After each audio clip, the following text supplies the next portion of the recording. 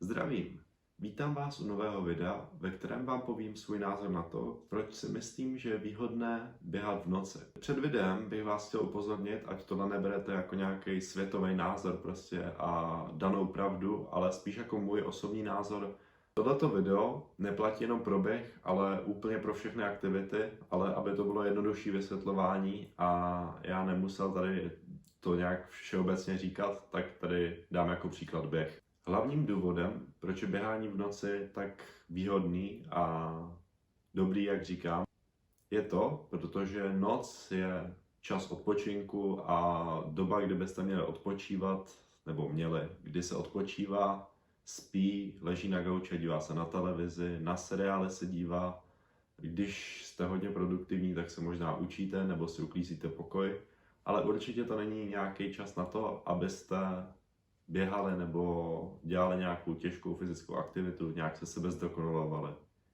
A to vám dá pocit toho, že vy se vlastně zdokonalujete v něčem, při tom, co ostatní odpočívají a vy se prostě posouváte dopředu, něco budujete nebo nějak se zlepšujete v nějakém ohledu. Taky si tím zlepšíte disciplínu a sebekontrolu, protože když se dokážete někdy v noci, prostě brzo ráno nebo pozdě večer zvednout, obouct si boty,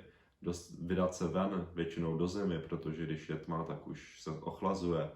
a ještě do toho běžet, ono to ze začátku prostě nebude příjemný a budete si říkat, že se na to můžete vykašlat, ale když tohle překonáte a dostanete se do toho módu, kdy prostě každý večer nebo každý ráno budete vstávat a budete běhat prostě v noci, tak vám to strašně posune dopředu sebekontrolu a to vám potom pomůže třeba v nějakých skupinových projektech nebo v osobních projektech, že vás nic neodradí nějaký malý problém. Řeknete si, že to překonáte a jako když každý večer prostě vstanete a půjdete běžet ven,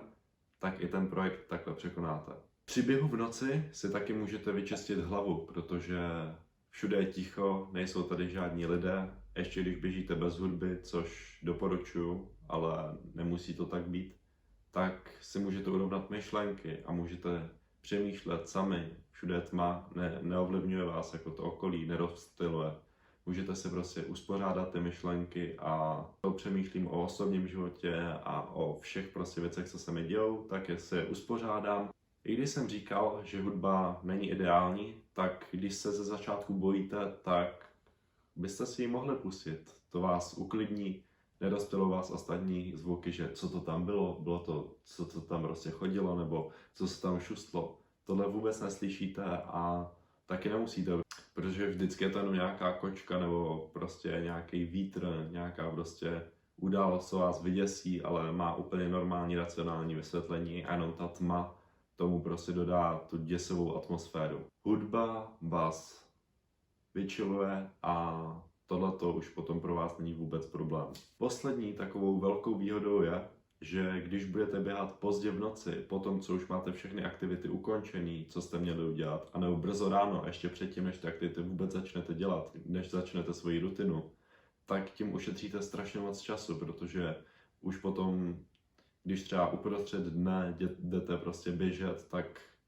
už potom předtím máte nějakou přípravu, potom máte nějakou jako odpočinek a nechce se vám potom nic moc dělat, což je ideální potom v noci, protože půjdete spát, anebo ráno, protože potom uděláte rutinu, takže ani nemusíte jako dělat nic náročného.